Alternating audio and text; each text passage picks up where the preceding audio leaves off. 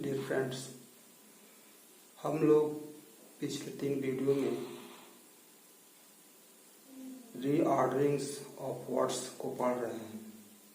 इसका ये तीसरा वीडियो है, वीडियो नंबर 53। इसके पहले 2 वीडियो में हम लोगों ने देखा वीडियो नंबर 51 में कि सब्जेक्ट और प्रेडिकेट सेंटेंस को 2 पार्ट में डिवाइड किया जा सकता है। वीडियो नंबर 52 में हम लोगों ने देखा कि एक सब्जेक्ट के कितने पार्ट्स हो सकते हैं, सब्जेक्ट को कितने वर्ड्स, कभी 1 वर्ड्स, कभी 2 वर्ड्स, कभी 3 वर्ड्स, कभी 3 से भी अधिक वर्ड्स यानी कि कई शब्दों वाले शब्द हो सकता है। इसी तरह से आज हम लोग प्रेडिकेट्स के पार्ट्स को पढ़ेंगे। प्रेडिकेट्स जिस तरह से सब्जेक्ट के 1 शब्द, 2 शब्द और 3 शब्द, 3 से भी अधिक शब्द यानी कि कई शब्द वाला होता था, उसी तरह से प्रेडिकेट के भी पार्ट्स होते हैं।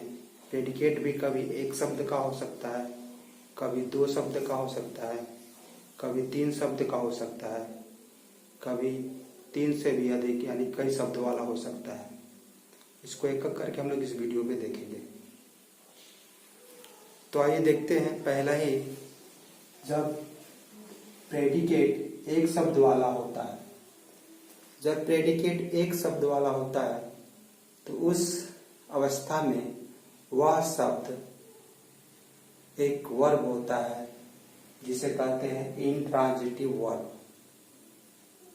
इंट्रांजिटिव वर्ब वह वर्ब होता है जिसका अर्थ अपने आप में ही कंप्लीट होता है, अपने आप में ही पूर्ण होता है उसका अर्थ। उसके लिए किसी अन्य ऑब्जेक्ट या कॉम्प्लीमेंट की आवश्यकता नहीं होती है।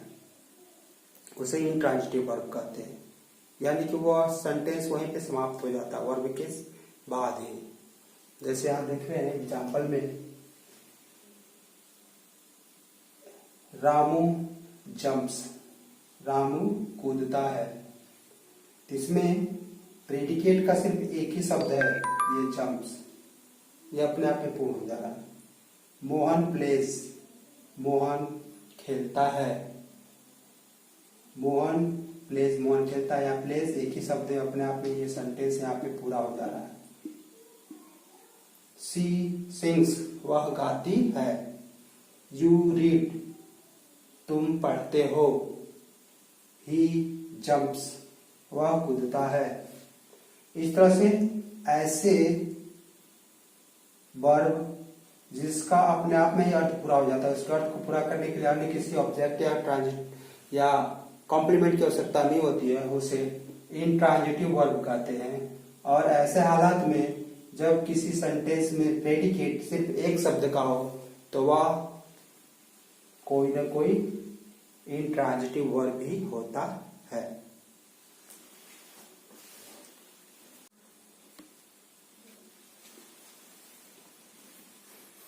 अभी तक हमने देखा कि जब प्रेडिकेट 1 शब्द का होता है तो वह जो है वो इंट्रांजिटिव वर्ब होता है।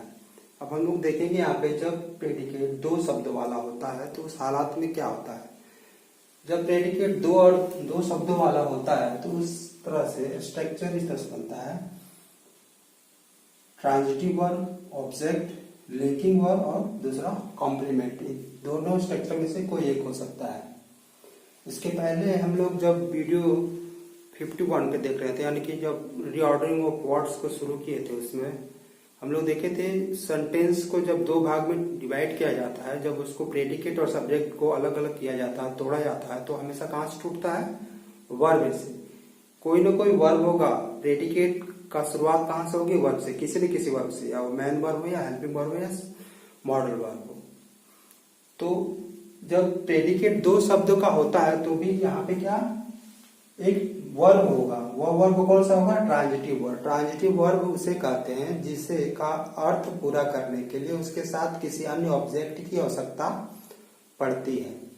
जैसे कि यहाँ पे हम देखेंगे ट्रांजिटिव वर्ब है, ही रीड्स ए बुक, वह पढ़ती है। क्या पढ़ती है? A book. इस अर्थ को पूरा करने के लिए एक किताब, जो कि एक नाउन है।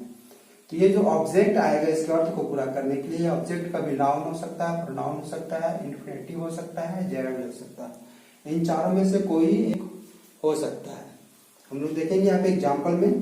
पहला है सी रीड्स ए बुक, दूसरा दे ड्रिंक मिल्क, और वे लोग दूध पीते हैं। ये दोनों जो शब्द है ये ए बुक रीड्स को अर्थ को और पूरा कर रहा है, ड्रिंक को अर्थ को मिल्क पूरा कर रहा है। ये दोनों क्या है? नाउन है। दूसरे एग्जाम्पल में देखेंगे सी लाइक्स यू। यहाँ पे लाइक्स के अर्थ को पूरा कर रहा है you. My sister loves me, यहाँ पे लव्स को पूरा कर रहा है मी। और ये दोनों क्या है? ऑब्जेक्ट का काम कर रहा है, लेकिन है क्या? प्रोनाउन है।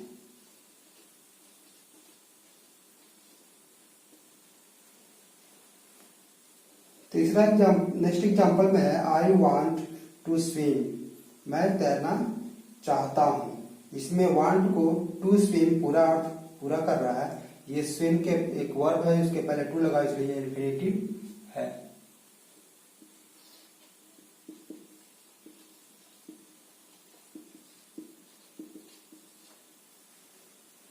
Meera likes to sing means गाना, उसके पहले टू लगा हुआ है, इन्फिनेटिव उसी कहते हैं जिसके वर्ब के पहले टू लगा हुआ रहता है।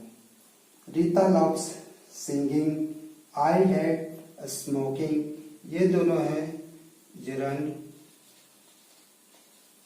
जब वर्ब के अंत में आईएनजी लगता है और किसी नाउन का काम करता है, ये ऑब्जेक्ट का काम यहाँ पे कर रहा है और ये जिरंड कहलाता है। इस तरह से जब प्रेडिकेट का पार्ट दो शब्दों से बना हो तो उसमें पहला शब्द वर्ब होगा और दूसरा शब्द ऑब्जेक्ट या कॉम्प्लीमेंट होगा। और ये वर्ब कभी ट्रांजिटिव वर्ब हो सकता है या लेकिन वर्ब। अभी हम लोग देखे हैं कि ट्रांजिटिव वर्ब वो वर्ब है जिसके अर्थ को पूरा करने के लिए किसी ऑब्जेक्ट की आवश्यकता होती है, और ये ऑब्जेक्ट नाउन, प्रोनाउन, इन्फिनेटिव और जिरंड में से कोई भी एक हो सकता है।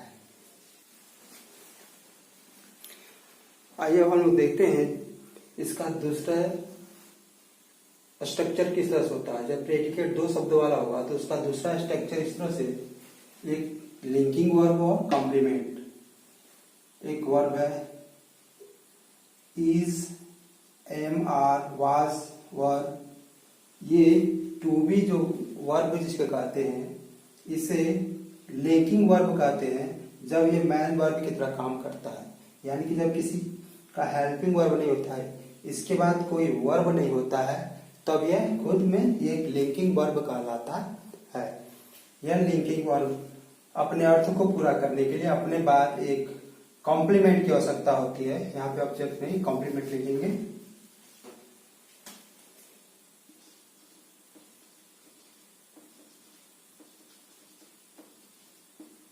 कॉम्प्लीमेंट की आवश्यकता होती है और यह कॉम्प्लीमेंट कभी नाउन, कभी एडजेक्टिव, कभी एडवर्ब में से कोई हो सकता है। कॉम्प्लीमेंट मतलब पूरक, इसके अर्थ को पूरा करने वाला। दिस इज ए टेबल, यह एक टेबल है। यू आर ए सोल्जर, तुम एक सैनिक हो। आई एम ए टीचर, मैं एक शिक्षक हूं। इस तरह से ये जो तीनों है नाउन है और कॉम्प्लीमेंट का काम कर रहा है। ये टू बी वर्ब है इज, आर, एम के साथ। यह लिंकिंग वर्ब कहलाता है। दे वर बिजी, वे लोग व्यस्त है।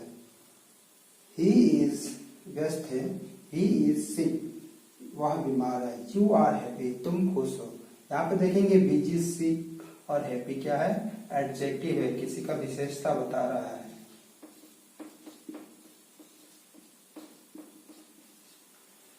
एडजेक्टिव है।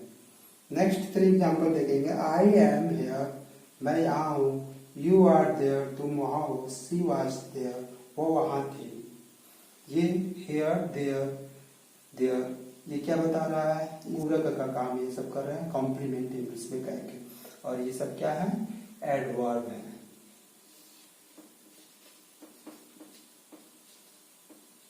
इस तरह से हम लोग देखे हैं कि जब प्रेडिकेट दो शब्द वाला होगा तो उसमें पहला तो वर्ब होगा, दूसरा ऑब्जेक्ट या कॉम्प्लीमेंट हो सकता है। जब ऑब्जेक्ट होगा तो वर्ब क्या कहलाता है, ट्रांजिटिव वर्ब कहलाता है, और जब कॉम्प्लीमेंट होगा तो उसके पहले जो आया हुआ है हेल्पिंग वर्ब, जिसको हम लोग एजेमार टू बी वर्ब भी कहते हैं, इसके ये लिंकिंग वर्ब कहलाता है।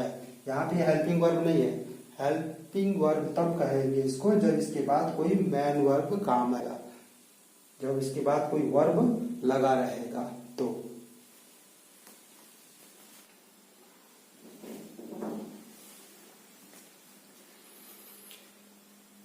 जब प्रेडिकेट तीन शब्द वाला होता है तो इस स्थिति में कौन कौन से शब्द आते हैं इसको हम लोग देखेंगे।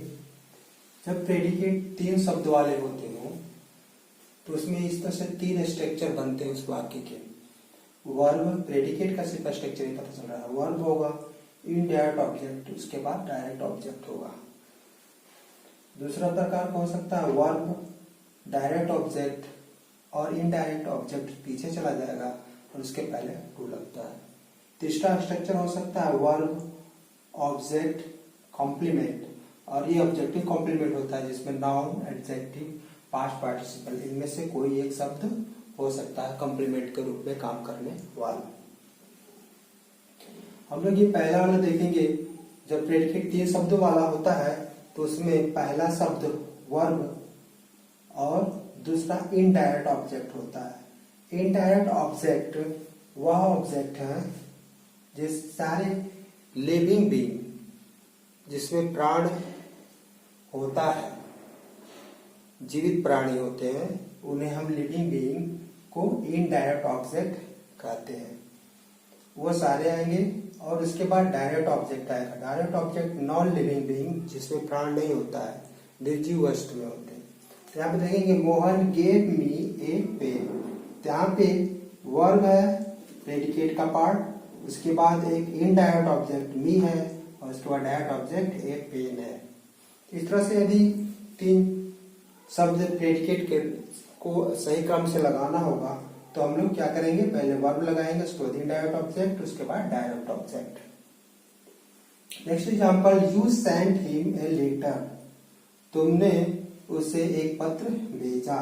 यहाँ पे सेंट वर्ब है, हिम लिविंग बीइंग है, a letter non living being यानी कि निर्जीव वस्तु है, ये डायरेक्ट ऑब्जेक्ट हो गया, हिम इनडायरेक्ट ऑब्जेक्ट है।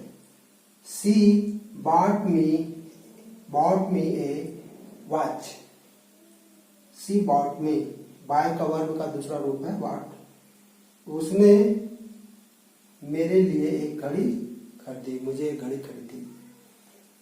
इस तरह से यहाँ पे bought जो है वर्ब है और me इनडायरेक्ट ऑब्जेक्ट है और ए वॉच एक डायरेक्ट ऑब्जेक्ट है। दूसरा स्ट्रक्चर सेम वही है, सिर्फ क्या होता है, ये जो डायरेक्ट ऑब्जेक्ट है वो आगे चला आता है और इनडायरेक्ट ऑब्जेक्ट जब पीछे चला जाता है तो इनडायरेक्ट ऑब्जेक्ट के पहले टू लगाया जाता है। देखेंगे एग्जांपल के तौर पे, यदि ये डायरेक्ट ऑब्जेक्ट पहले चला जाता है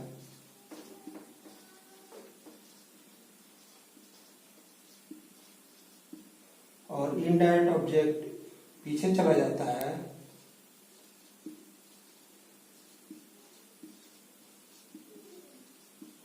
तो इसके पहले प्राय टू का प्रयोग किया जाता है।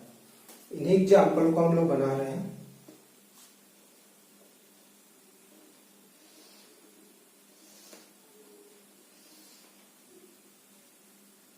मोहन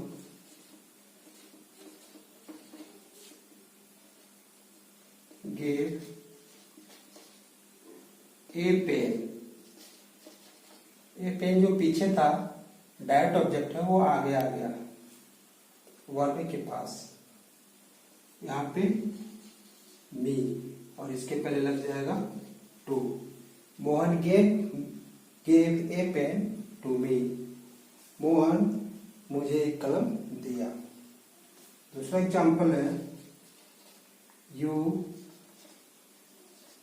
सेंट ए लेटर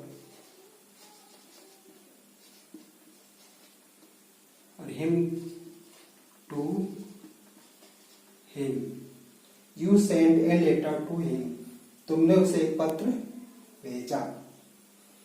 तीसरा है सी बॉट ए वॉच मी के पहले यहां पे फोर लगेगा। इस तरह से हम देखेंगे कि जब डायरेक्ट ऑब्जेक्ट पहले चला आता है और इनडायरेक्ट ऑब्जेक्ट बाद में चला जाता है तो उसके पहले प्रायः टू का प्रयोग किया जाता है, कभी कभी फॉर का भी प्रयोग कर सकते हैं। उसके लिए हम लोग को दो एग्जाम्पल को ढूंढ के आपकी किताब से देखिएगा। अब नेक्स्ट एग्जाम्पल ये वर्ब ऑब्जेक्ट कॉम्प्लीमेंट का एग्जाम्पल हम लोग अभी देखेंगे।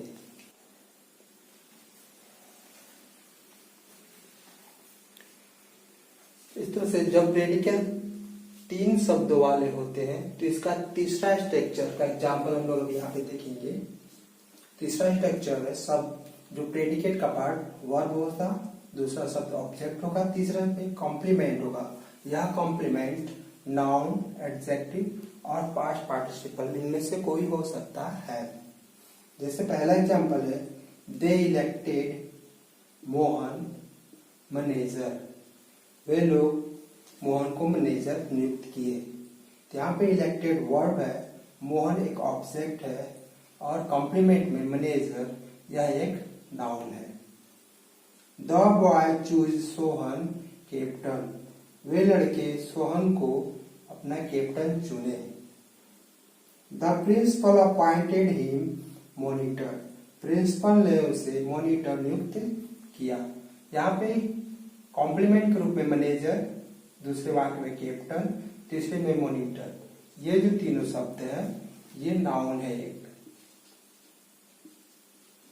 जो एक कॉम्प्लीमेंट का काम कर रहा है। इसके पहले एक बार वीडियो में भी आप लोग देखे थे कि कॉम्प्लीमेंट जब लिंकिंग वर्ब था उस समय कॉम्प्लीमेंट यूज हो रहा था।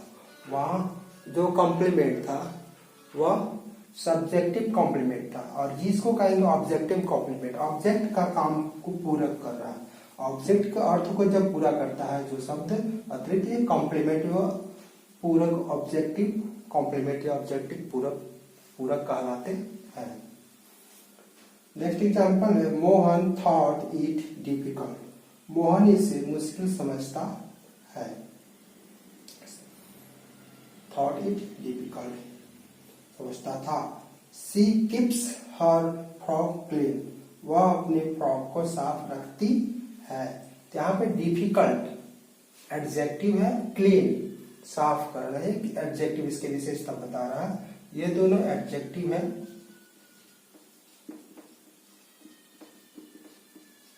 और ये कॉम्प्लीमेंट का काम कर रहे हैं इस ऑब्जेक्ट का और अर्थ को स्पष्ट करने में। नेक्स्ट है his reply made me displaced, उसकी प्रत्युत्तर ने मुझे निराश किया, डिस्प्लेस किया। ये ईडी लगा हुआ है, पास्ट पार्टिसिपल है।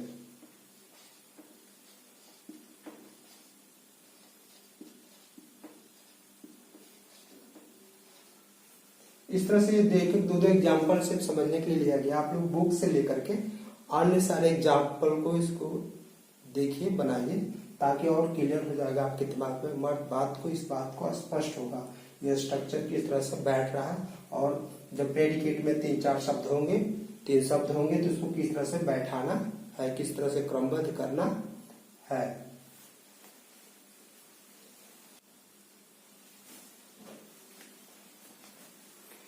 जब प्रेडिकेट कई शब्द वाले होते हैं, यानी कि 3 से भी अधिक शब्द वाले होते हैं, तो उस स्थिति में उन शब्दों का क्रम किस तरह से होता है। तो जब प्रेडिकेट 3 से भी अधिक या कई शब्द वाले होते हैं तो उसका प्रेडिकेट का पहला वर्ब होता ही है, दूसरा ऑब्जेक्ट और तीसरा नाउन फ्रेज या एडजेक्टिव फ्रेज में से कोई एक हो सकता है। ये फ्रेज भी ऑब्जेक्टिव कॉम्प्लीमेंट का ही काम करते हैं। देखेंगे एग्जाम्पल में the people elected him there leader, लोगों ने उन्हें अपना लीडर चुना। तो यहाँ पे हिम ऑब्जेक्ट है और ये जो देयर लीडर फ्रेज है जो कि एक नाउन फ्रेज है। फ्रेज इसके पहले भी हम लोग डिस्कस थोड़ा सा उसमें किए हैं कि फ्रेज शब्दों का वह समूह होता है जिसमें कोई वर्ब नहीं होता है, लेकिन एक अच्छा उसका अर्थ निकलता है। तो यहाँ पे भी देखेंगे ये दो शब्द है, इसमें कोई वर्ब नहीं है और यह एक फ्रेज का काम कर रहा है क्योंकि ये इसका कॉम्प्लीमेंट, इसका पूरक हो रहा है, इसके अर्थ को और स्पष्ट कर रहा है। The boy choose Shyam cricket captain. लड़कों ने श्याम को क्रिकेट का कैप्टन चुना। Choose. The villagers elected him the chief of the village.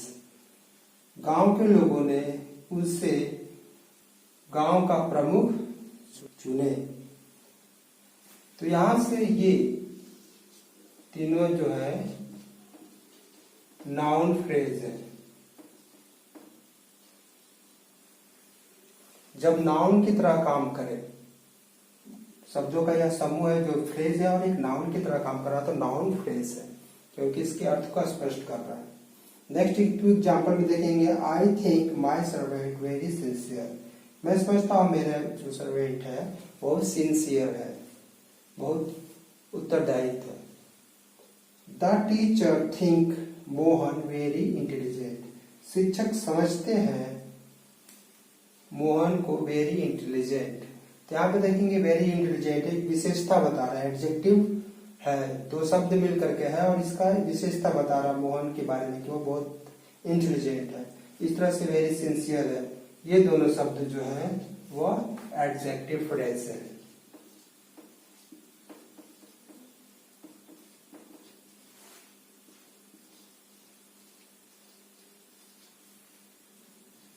तो शब्दों का वह समूह जो कई शब्द हो लेकिन इसमें कोई वर्ब ना हो और एक अर्थ स्पष्ट करता हो, फ्रेज कहते हैं। तो ये एडजेक्टिव का काम करे, इसे एडजेक्टिव फ्रेज कहते हैं। इस तरह से देखें कि जब प्रेडिकेट का पार्ट 3 से भी अधिक शब्द होगा, जैसे यहाँ पे 1 2 3 4 शब्द है, यहाँ पे देखेंगे 1 2 3 4 5 6 7 शब्द है। प्रेडिकेट का जब कई शब्दों वाले होंगे तो उसमें इस क्रम से ही हमको बैठाना होगा ताकि उसका स्पष्ट अर्थ निकल कर सामने आ सके। वर्ब, ऑब्जेक्ट, नाउन फ्रेज या एडजेक्टिव फ्रेज में उसको सेट करना होगा। इस तरह से हम लोगों ने देखा कि प्रेडिकेट के कभी एक शब्द वाले, कभी 2 शब्द वाले, कभी 3 शब्द वाले और कभी 3 से भी अधिक यानी कई शब्द वाले शब्द हो सकते हैं प्रेडिकेट में। और इस स्थिति में उन शब्दों को किस तरह से क्रमबद्ध बैठाना है, उनके बीच में क्या संबंध होता है, इस वीडियो में हम लोगों ने देखा। इस तरह से रीऑर्डरिंग ऑफ वर्ड्स का 3 वीडियो हम लोग देख चुके हैं, 51, 52 और 53। तीनों वीडियो को देखिए दोबारा और उसके बाद ये जो एग्जाम्पल दिया गया है इस एग्जाम्पल को नोट करने के बाद बुक आपके पास जो भी अवेलेबल है उस बुक से इनके और एग्जाम्पल को नोट कीजिए, प्रैक्टिस कीजिए और एक्सरसाइज में जो प्रैक्टिस दिया गया है उसे खुद बनाने का प्रैक्टिस कीजिए।